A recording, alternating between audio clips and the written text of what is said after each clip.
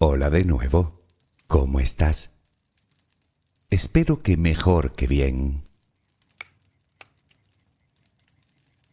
Hoy nos adentraremos en el misterioso mundo de la criptozoología. Te confieso que cuando empecé a investigar el asunto en profundidad, creía que hablar de criptozoología era en cierto modo hablar de lo que comúnmente se conoce como animales fantásticos. Pero me di cuenta de que no es así. Digamos que no son exactamente lo mismo, y pronto veremos cuál es la diferencia. La palabra criptozoología procede de la unión de varios vocablos griegos. Por un lado tenemos el vocablo criptos, que significa oculto, por otro zoos, que significa animal, y por último logos, que se refiere al estudio. Por lo tanto, criptozoología significa literalmente estudio de los animales ocultos.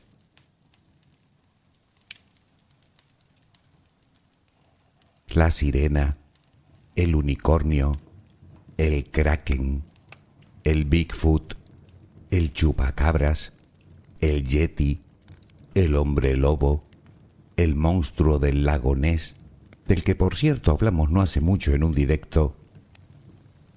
Estoy completamente seguro de que conoces todos estos nombres. ¿Y quién no, verdad? Podríamos decir que estos son los más populares, pero hay muchos más.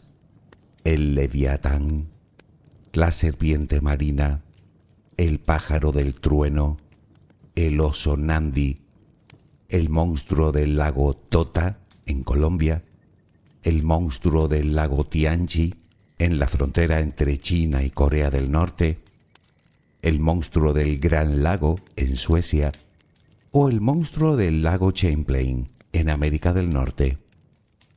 Me pregunto qué tendrán los lagos que tanto despiertan nuestra fascinación. Pues bien, todos ellos reciben el nombre genérico de críptidos. Se trata de animales que presuntamente aún no han sido descritos por la zoología clásica. Pero, ¿es eso verdad? ¿Existen realmente esas criaturas? Las personas que estudian el tema, los criptozoólogos, lo afirman taxativamente. Los científicos, por otro lado, lo dudan, y mucho. ¿Quién tiene razón?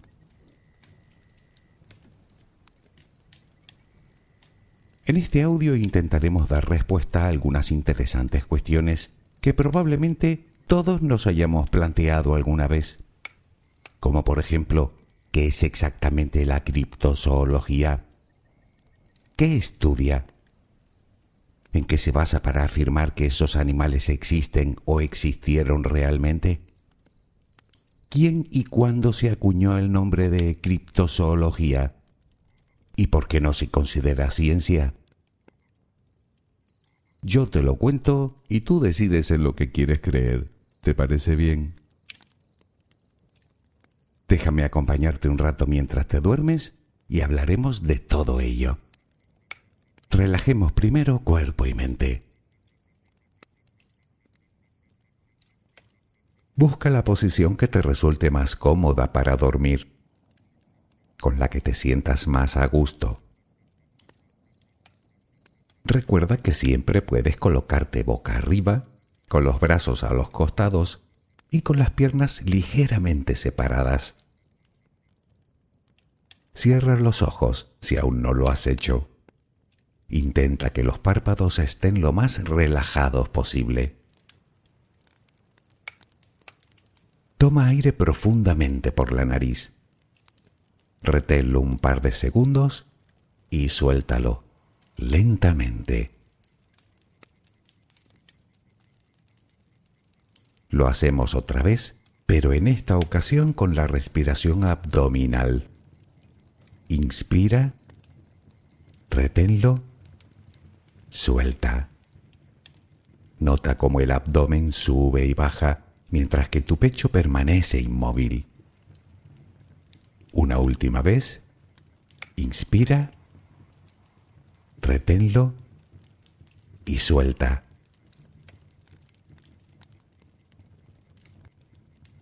Ahora intenta visualizar el aire que inhalas como si fuera luz. Con cada inspiración entra un poco de luz en tu interior y con cada exhalación sale todo lo que intoxica tu vida, todo lo que contamina tu mente y tu espíritu. Inhalas luz, exhalas malos pensamientos, preocupaciones, estrés, ansiedad. Cada vez tu cuerpo se va inundando más y más de esa luz, blanca, serena, purificadora. Poco a poco cada rincón de tu interior se va iluminando hasta que te conviertes en luz. Todo tu cuerpo es luz. Continúa respirando normalmente, sin forzarlo, a tu propio ritmo. Inhalas luz, exhalas luz.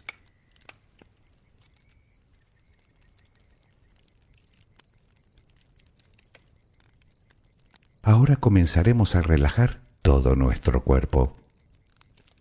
Empezamos por los pies. Nota cómo se relajan.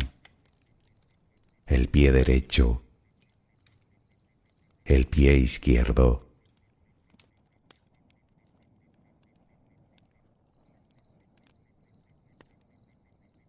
Centra tu atención ahora en las piernas. Siente su peso. Tobillos, pantorrillas, muslos. Nota cómo se relajan. Pierna derecha, pierna izquierda. Ambas quedan completamente relajadas.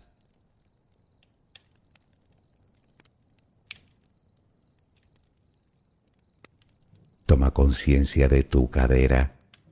Sientes cómo se relaja, cómo se relajan tus glúteos.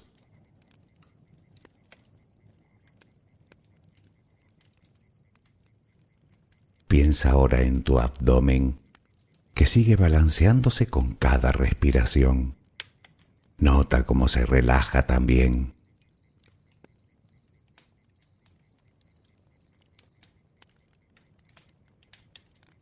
Tu pecho, que permanece inmóvil, también se va relajando.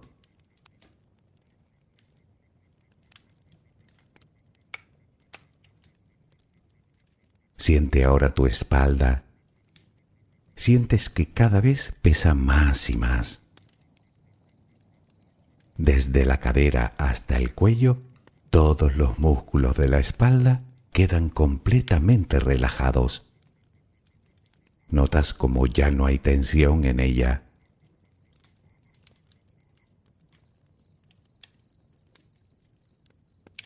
Notas los hombros, que lentamente se van relajando también. Nota cómo caen.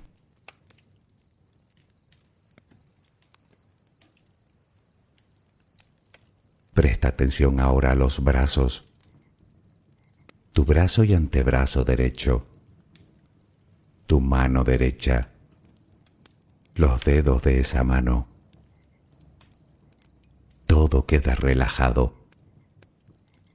Tu brazo y antebrazo izquierdo. Tu mano izquierda. Los dedos de esa mano. Notas el peso de ambas extremidades.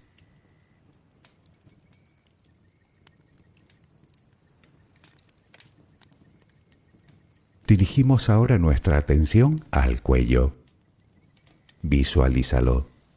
Notas cómo los músculos se van relajando también.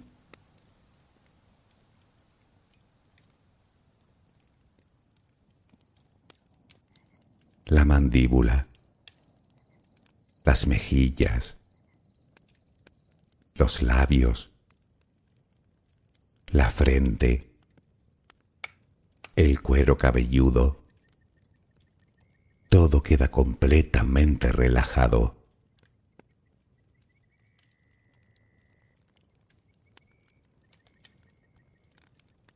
Sigue respirando, lenta y serenamente. Con cada respiración sientes como tu cuerpo se va relajando más y más.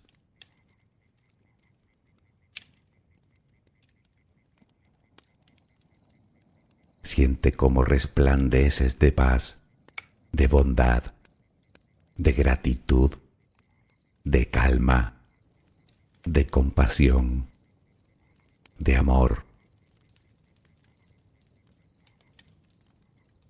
Continúa respirando suavemente. Recuerda que ahora eres luz. Solo respira tranquilamente.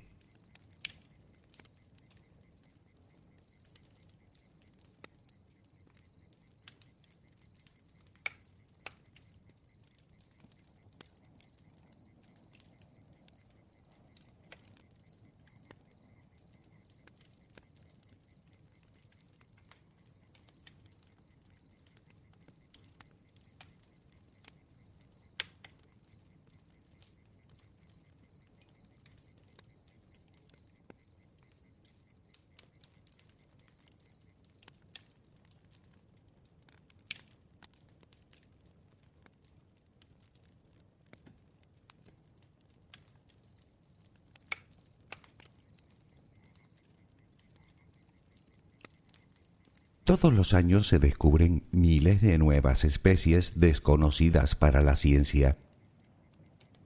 De hecho, según los científicos, más del 80% de todas las especies que habitan este mundo aún no han sido descubiertas. Dicho de otra manera, se estima que hasta el momento solo han sido catalogadas en torno al 15% de las especies actualmente vivas, sin contar microbios, en cuyo caso ese porcentaje sería muchísimo menor.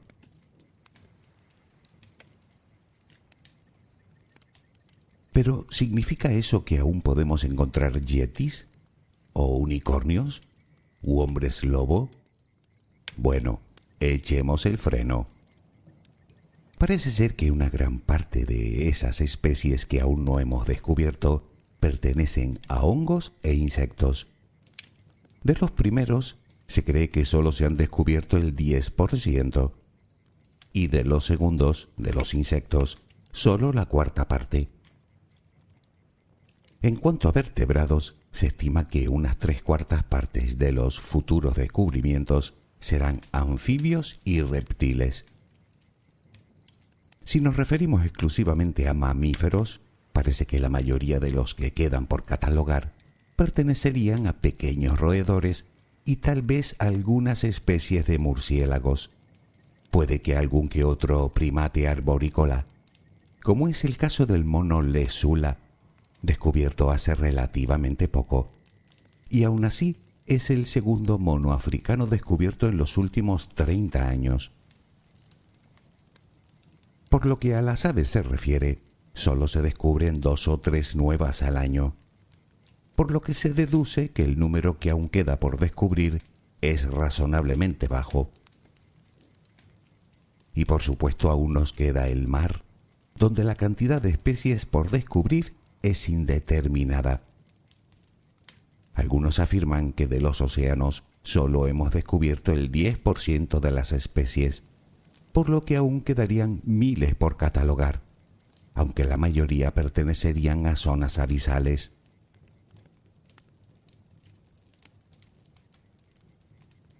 ¿Qué conclusiones sacamos de todo esto? Bueno, que las especies que hemos descubierto hasta ahora son básicamente las mayores y las más visibles. Quiero decir que la ciencia no cree probable que vayamos a encontrar muchos nuevos tipos de, por ejemplo, elefantes, o de cebras, o de lobos, o de antílopes, o de grandes simios, y mucho menos de monstruos prehistóricos ocultos en lagos.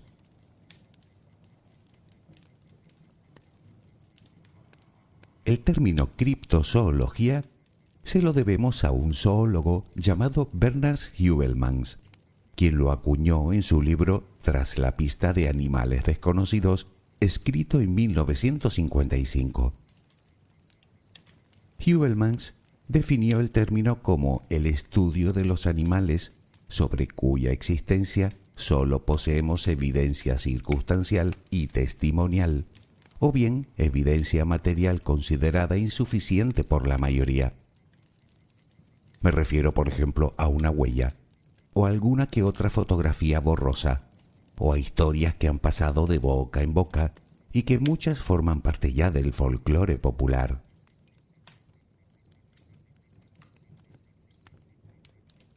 Este podría considerarse como el inicio de esta disciplina. Anteriormente a la criptozoología se le conocía como zoología romántica. En años posteriores han salido numerosas publicaciones que han intentado dar crédito a todas estas criaturas, aunque hay que decir que sin presentar ninguna evidencia concluyente. Lo que nos lleva a una cuestión. ¿Qué diferencia existe entre los animales fantásticos y los críptidos? ¿Por qué hablar de los unos no implica necesariamente hablar de los otros? Al principio de este audio nombrábamos a los críptidos más populares, los que más o menos todo el mundo conoce. Sin embargo, tal vez te estés preguntando por qué no hemos nombrado al más famoso de todos, el dragón. Pues me temo que los criptozoólogos modernos han terminado descartándolo de su amplio catálogo de críptidos, al igual que al fénix o al grifo o a tantos otros. En este caso hablamos de criaturas mitológicas, no de críptidos. La diferencia es notable. Las criaturas mitológicas son seres creados por la mitología, normalmente mezcla de varios animales y a menudo con ciertas características humanas, como la gorgona medusa, un monstruo con rostro de mujer y serpientes por cabello, que convertía en piedra a todo aquel que la mirara. O los centauros, mitad hombre, mitad caballo. O las arpías, un ave con rostro de mujer. O el minotauro, un hombre con cabeza de toro. O el pegaso, un caballo alado. O el cerbero, un enorme perro con 3 cabezas. Se trata de simples invenciones humanas, a menudo dotados de poderes mágicos. Si te parece, un día podríamos hablar de ellos.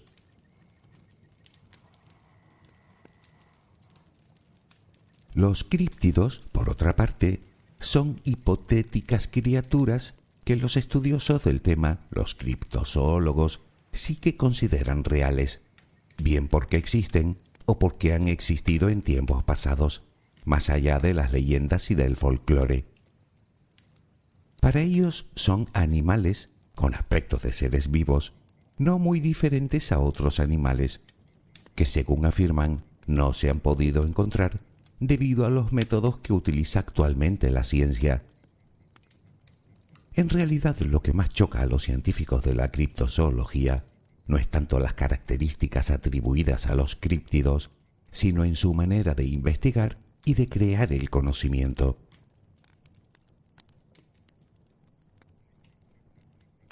Es verdad que desde hace bastante tiempo los criptozoólogos descartan poderes mágicos en las criaturas que describen. Sin embargo, en algunos casos sí que parecen desafiar las leyes naturales. Verás, para la ciencia, cualquier criatura, animal o planta, debe estar sujeto a los principios de la evolución biológica y tiene que tener un origen común con el resto de representantes de ese grupo o categoría en el que se clasifican los seres vivos.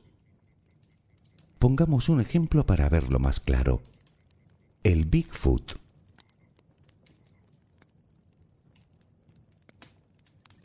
Aparentemente se trata de un primate, y por cierto, bastante grande.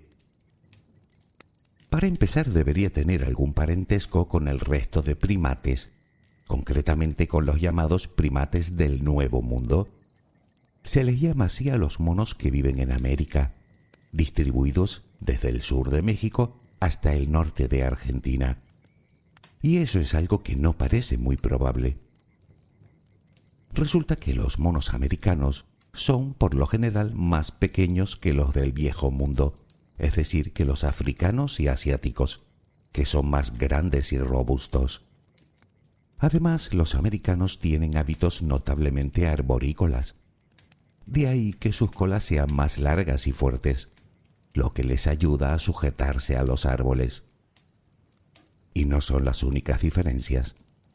Los monos del Viejo Mundo están más cerca evolutivamente de los homínidos, algo que se puede constatar por el tabique nasal, por el tamaño de sus cerebros, por las almohadillas en sus caras o en sus nalgas que les permite sentarse, o en el pulgar oponible de sus manos.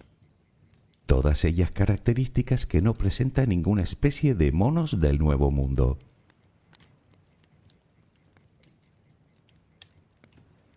Todo esto nos lleva a varias e interesantes preguntas. ¿De dónde sale el Bigfoot? ¿Cómo es que es tan grande? ¿Qué hace habitando en las zonas montañosas del norte de América y Canadá? ¿Por qué se diferencia tanto de los primates de los que debería haber evolucionado? ¿Qué come? Y otra pregunta aún más intrigante. ¿Cómo es que ninguno de los cientos de millones de habitantes de estos países, cada uno con un smartphone dotado de cámara en las manos, no han logrado sacarle una simple foto aún?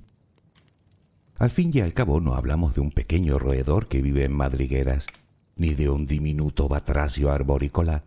Hablamos de un primate enorme y peludo que camina a dos patas y que, aunque tenga hábitos solitarios, debería haber una población viable de esas criaturas lo suficientemente grande como para que la especie pueda perpetuarse. Y aún así todo lo que tenemos de él son un par de fotos y de vídeos borrosos que pueden haber sido fácilmente manipulados, que no sería la primera vez. Y eso que dichos bosques están llenos de cámaras de fototrampeo que filman automáticamente cuando detectan el movimiento. Con este tipo de cámaras han logrado documentar los científicos algunas de las especies más esquivas de nuestro planeta. Pero con el Bigfoot, nada de nada.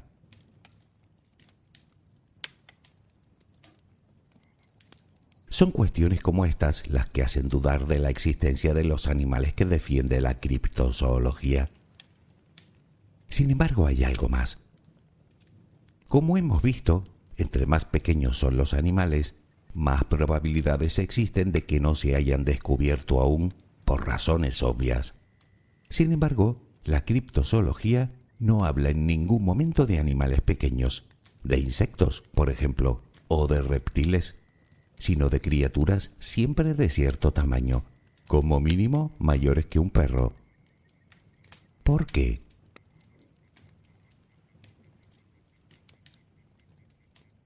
Hasta el momento hemos visto lo que es la criptozoología y lo que estudia, pero ¿cómo lo hace? ¿En qué se basa para afirmar que todos esos animales existen? Bueno, contestar a esta pregunta es contestar a la vez a la pregunta de por qué los científicos no lo consideran ciencia como tal. La criptozoología se basa principalmente en testimonios, en supuestos encuentros, en anécdotas, en mitos y en leyendas que se encuentran en la cultura popular. Uno de sus argumentos precisamente lo obtienen por medio de algunos descubrimientos científicos que previamente se habían sustentado en este tipo de historias. Además, hay que decir que los criptozoólogos jamás han descubierto realmente un solo críptido, ni hallado pruebas científicas convincentes de su existencia. Sin embargo, pretenden hacer suyos algunos descubrimientos de la zoología y darles características de críptidos. Por ejemplo, el mono del que antes hablamos, el lesula, bien conocido por los lugareños desde hacía generaciones, aunque sin catalogar por la ciencia hasta entonces. O el calamar gigante, cuya leyenda procede del siglo IV de nuestra era y que dio origen a la leyenda del Kraken. O el Okapi, conocido solo por los relatos de las tribus pigmeas en las selvas ecuatoriales africanas. O el Selacanto, un pez abisal hallado en numerosos fósiles del Cretácico que se creía extinto desde hacía 65 millones de años y que en 1938 fue descubierto vivito y coleando, nunca mejor dicho.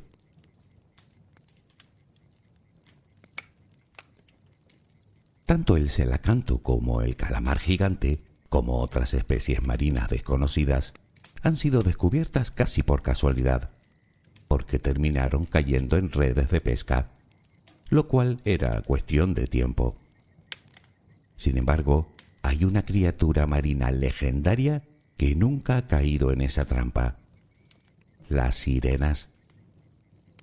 Y eso que se trata de uno de los críptidos más antiguos, existentes en la cultura popular desde la antigüedad, y de las cuales se decía que tenían una irresistible voz con la que atraían a los marineros.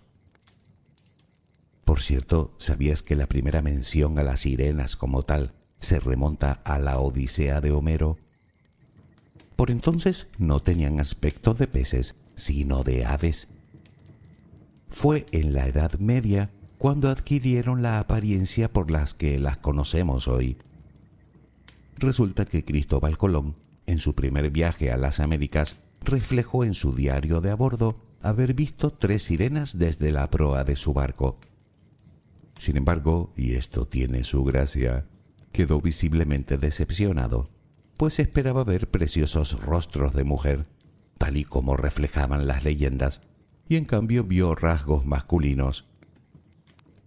Parece ser que lo que vio Colón no fueron sirenas, sino manatíes, como sabes, mamíferos marinos que habitan en América y en África.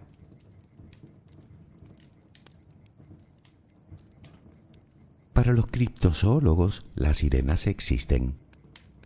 Y es verdad que hay historias de ellas en culturas tan dispares como Oriente Medio, Oceanía, China, Latinoamérica, Sudáfrica, Indonesia, norte o sur de Europa. Sin embargo, hasta el momento no tenemos prácticamente nada de ellas, más o menos lo mismo que con el resto de críptidos, tan solo algún que otro documento gráfico de dudosa procedencia. De hecho, hay alguien que afirma haber grabado hace unos pocos años a una sirena en Groenlandia, pero, como era de esperar, el gobierno danés le prohibió mostrar las imágenes que supuestamente había captado. Y es completamente lógico. ¿Quién sabe lo que podría ocurrir con el destino de la humanidad si se hiciera oficial que las sirenas son reales?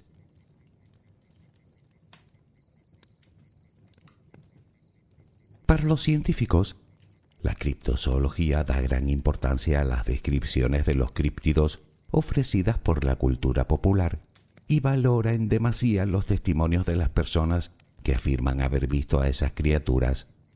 Pero, y aquí va uno de los inconvenientes, sin adoptar una visión crítica. Quiero decir, sin plantearse posibles condicionamientos sociales o psicológicos que puedan influir en la versión. Hablo de sugestión, sesgos en el recuerdo o incluso ganas de notoriedad en medios de comunicación.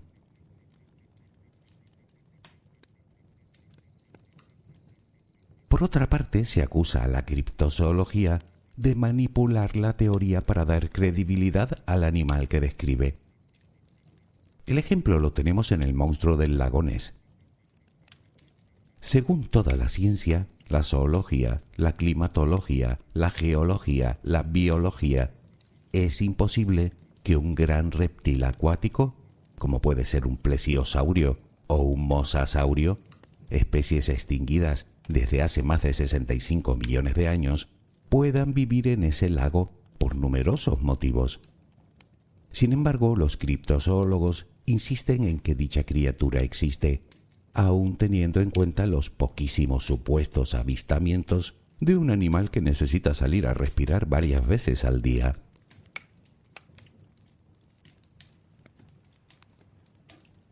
Y aquí existe otro inconveniente. La criptozoología nunca se desprende de una hipótesis, aunque todas las evidencias apunten a que un animal concreto no existe. Volviendo al monstruo del lago Ness. Resulta imposible, genética y biológicamente, que un solo animal viva a perpetuidad en la naturaleza durante millones de años. Y eso sin contar que el lago escocés es lago desde hace solo unos 10 o 12.000 años. Antes era un glaciar. Lo que hacen es crear argumentos que apuntalen su teoría. Argumentos del tipo es un animal tímido, o habita en áreas poco exploradas, o su población es escasa, sino es que directamente aducen a una teoría conspiranoica afirmando que todos los científicos del mundo mienten descaradamente para ocultar la existencia de un cierto animal. Algo que no solo no ha sucedido nunca en la historia de la ciencia, sino que si lo piensas, ni siquiera tiene demasiado sentido. El método científico requiere que las hipótesis sean descartadas cuando no se cumplen sus predicciones. Pero para los criptozoólogos, la teoría se sostiene sin que los resultados negativos les afecten lo más mínimo. Déjame ponerte otro ejemplo de esto.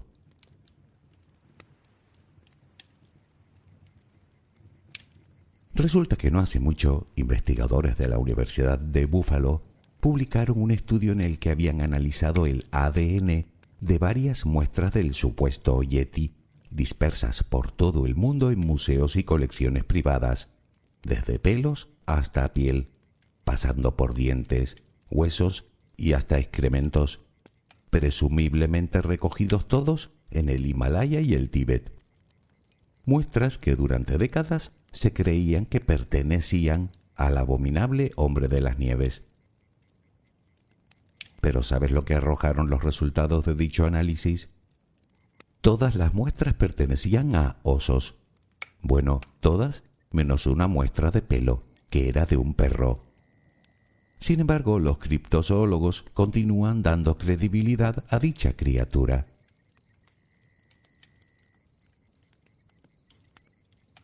Para muchas personas, probablemente para la mayoría, la criptozoología es un mero pasatiempo. Algo divertido e imaginativo que ver en las películas o en los libros o incluso en numerosos programas de radio y televisión de misterio y ocultismo.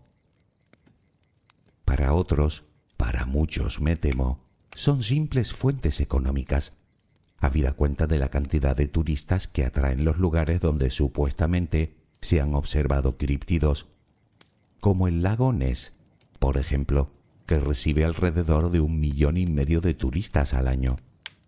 Y hablando del Bigfoot, según el Museo Internacional de Criptozoología de Portland, en Maine, este críptido genera alrededor de $140 millones al año para la economía del país.